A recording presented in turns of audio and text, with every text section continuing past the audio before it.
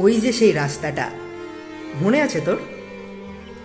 জংলি শিবের মন্দির আর সরু রাস্তার মোড়, পুরনো একটা বট গাছ আর রঙিল পাখির ঝাঁক। রাস্তায় লোকজন কম, একটু একটু গা ছমছম। প্রায় দেখা হতো আমাদের, স্কুল ড্রেসে দুইজনেই উদ্বেগ। থেমে যেত সাইকেল দুইজনের, মুখোমুখি কত কথা আমাদের। একে একে কেটে গেছে কত দিন, কত স্মৃতি হয়ে গেছে ক্ষীণ।